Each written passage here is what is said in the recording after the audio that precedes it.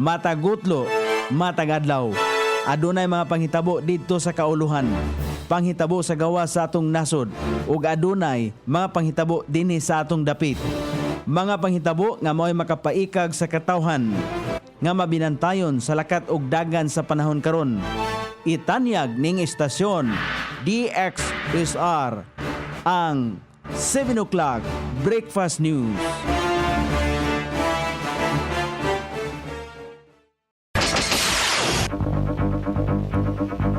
Ikala, kumusta? May buntag Iligan, may buntag Mindanao, may buntag Pilipinas.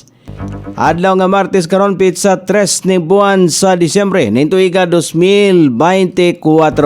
Sangan sa ato station manager Pastor Robin Solapas, kini ang inyong ka-SR Kabisaya Nunebi, ang mohatod sa hanay sa balita sa alas 7. O karon sa uluhang tudling sa ato mga balita, Aspaltos Panggil Bay Bridge giukal tungod sa pagkadepekto. Iligan, pinakadaghan o construction sa Region 10. Katungod, pagwala sa stigma, diskriminasyon sa adunay HIV ug AIDS, giskutan sa World AIDS Day. Sa kauluhan, impeachment complaint batok ka Vice President Sara gipasaka sa Kamara. Armed Forces of the Philippines gisiguro nga nakafocus sila sa pagduso sa human rights. Philippine Coast Guard giimbestigahan ang sumalapay illegal black sand mining sa Zambales. Congressman Barbers nagpatabang sa National Bureau of Investigation batok sa vloggers nga midaot sa Quadcom. Balita sa gawa sa nasod, European Union gikalipay ang ceasefire deal sa Israel ug Lebanon. Balita sa kinabuhing Kristohanon, US House nagpasa og balaodon may tungod sa pagpaila sa human rights sa North Korea. Kini ang uluhang tudling sa atong mga balita nga dalit kanato ning istasyon DXSR 106.7 sa inyong FM dial. Ang bugtong radyo sa dakbayan siligan nga nagsibya sa balaang kasulatan, pinasubay sa inspired and preserved, not simply dictated King James Version sa Anchor Broadcasting Corporation. O karon sa kompleto nga detalye, gipang-ukal ang mga asfalto nga gibutang sa 3.1 kilometros nga Panggil Bay Bridge. Dili pa lamang dugay gumikan sa mga technical nga depekto ang pagtrabaho nini usa ka lokal nga subcontractor. Sumala pa sa usa ka konsultan sa Department of Public Works and Highways Unified Project Management Office nga dili una magpaila o gidid-an una sila sa top management nga moatubang og mga media hangtod nga dili pa makumpleto ang report kalabot sa isyu sa kalidad sa asfalto nga maoy nahimong sumsuman sa mga social media. Sumala pa sa konsultant, bag-ohon ang pag-asfalto sa labing dali nga panahon. May numduman nga gidali-dali ang pag-asfalto aron nga mutukma sa inaugurasyon niadtong Setyembre 27 ang paghidangat ni Presidente Ferdinand Marcos Jr. og First Lady Lisa Aranita Marcos sa naasoing tulay. Midawat og award gikan sa Philippine Statistics Authority ang Iligan tungod sa highest growth of total numbers of constructions nini sa Region 10.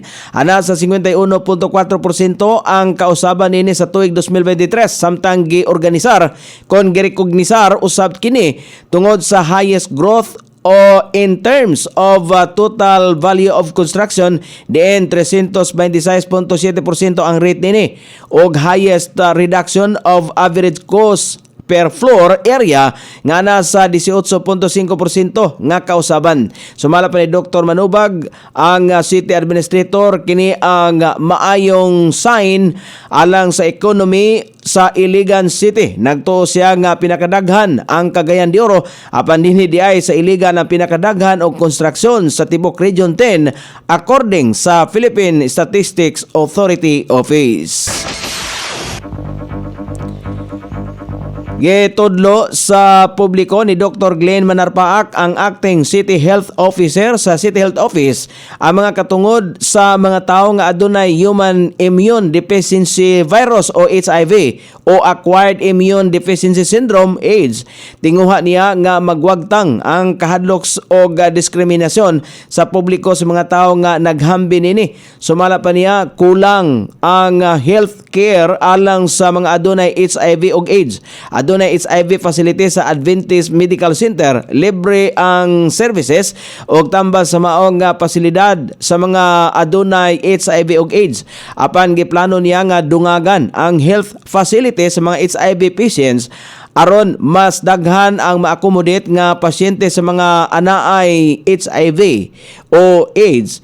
Giobserbar ang World AIDS Day sa usa ka fun run sa miaging semana o gitapos kini sa usa ka motorkada palibot ning syudad sa nakalabayng adlaw.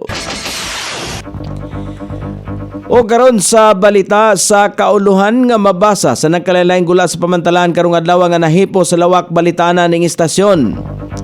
DXSR 106.7 sa inyong FM dial.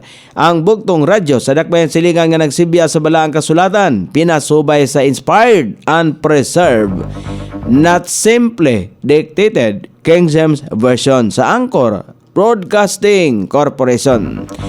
Gipasaka na sa pipila ka civil society organizations, religious leaders, sectoral representatives o pamilya sa tukhang victims ang pinakaunang impeachment complaint batok kang Vice President Sara Duterte sa ubos balay balaoranan sa Kongreso.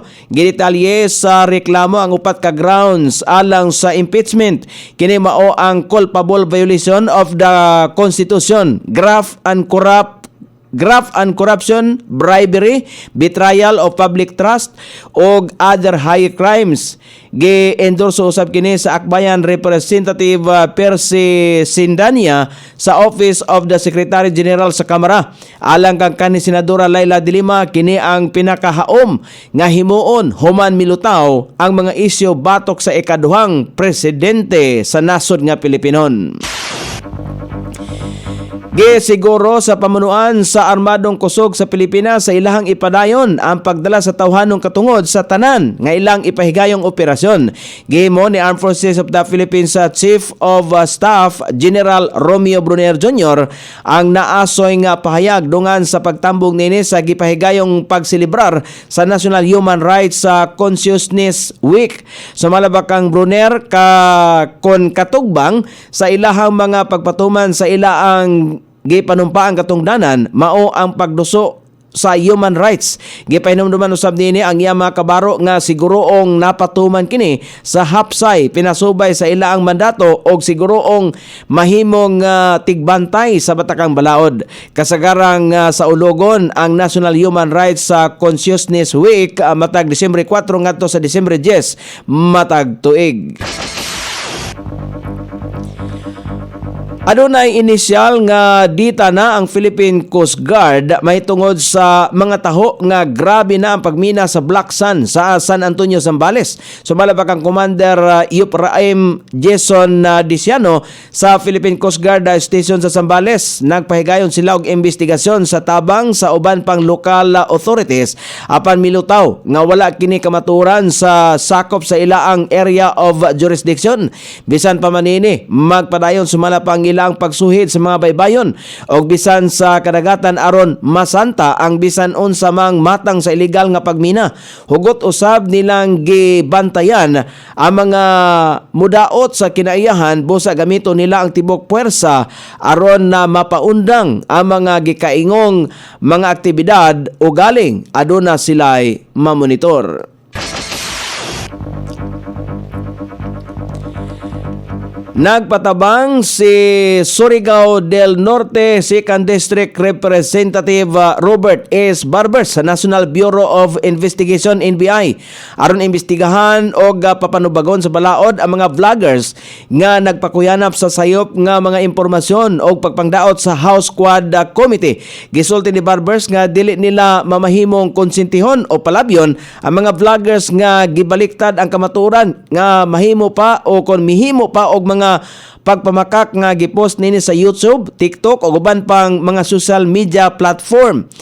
Nagduda si Barbers nga gipunduhan sa mga pugo o sindikato sa droga ang mga malisyoso sa bayarang mga vloggers. Dugang pa ni Barbers nga misulat na siya ngadto kang NBI Chief Attorney Jaime Santiago aron tumbukon ang mga vloggers nga nagpakatag sa sayop nga mga impormasyon nga miguba sa integridad sa public service o nalingla ang publiko sa pagbaliktad sa kamaturan. Nagsumiti na usab si Barber sa NBI o pipila ka mga ebidensya sa mga malisyosong vlogs. Lakip na nini ang derogatory vlog gikan sa ilang lalawigan o gipakatag usab sa Manila Base.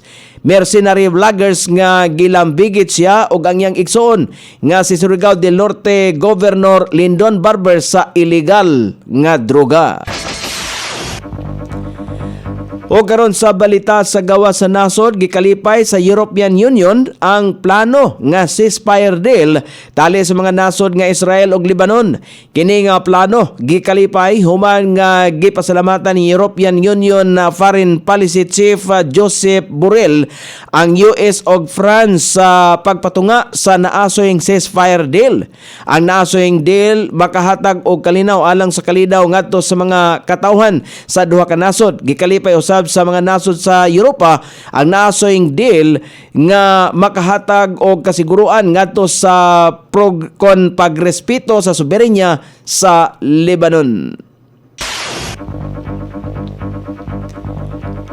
O karon sa balita sa kinabuhing Kristohanon, nagpasar ang US House of Representatives og balaodnon mahitungod sa pagtugot aron nga pakusgan ang North Korean Human Rights Act nga gipasar kaniadtong tuig 2004. Katuyuan sa nasong balaodnon ang paghatag og proteksyon ngadto sa mga tawhanong katungod sa mga katawhan sa North Korea, ilabi na ang mga Kristohanon nga target sa gobyerno.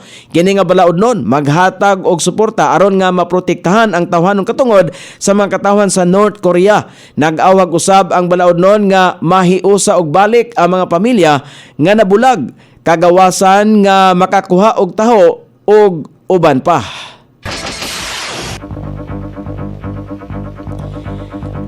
O karon sa kahimtang sa pagbanabana sa dagan sa panahon, ang shear line ang makapiktar sa eastern section o sa Central Luzon. Northeast monsoon o hanging amihan ang makapiktar sa dakong bahin sa Luzon. Ang Metro Manila, Cagayan, Isabela, Quirino, Aurora, Nueva Ecija, Bulacan, Rizal, Quezon o Kalayaan Islands ang makatagamtam o manag-umon nga kalangitan karong adlaw. Inubanan sa patak-patak ang mga pagulan epekto sa shear line. Ang ubang bahin sa Cagayan Valley, Cordillera Administrative Region, Ilocos Region ang makasinati gihapon sa madag-umon nga kalangitan inubanan sa ginagmay mga panglunulan kini epekto sa hanging amihan. Samtang ang Mindanao aduna gihapon madag-umon nga kalangitan nga matagamtaman inubanan sa mga pagulan-ulan epekto sa localized thunderstorm. Sukod sa temperatura, dinhi sa Dakbayan Siligan ang kabugnaon na nasa 24 ug ang kainiton mosangko sa 28 degrees sentigrado. Ang adlaw misilang kaganiya sa alas 6:06 ug mosahop unya sa alas 5:25 sa sayong takna sa kagabion.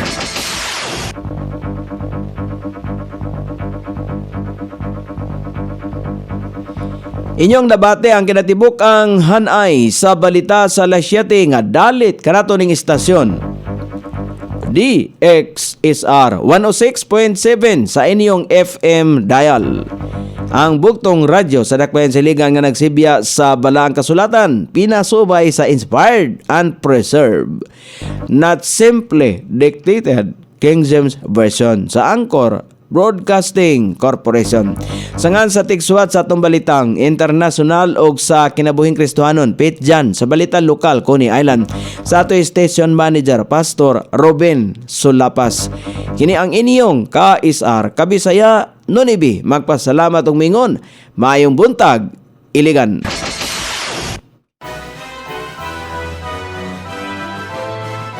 Inyong nabati ang 7 o'clock Breakfast News hangtod na usab og mga adlaw sa samang takna o sa samang istasyon.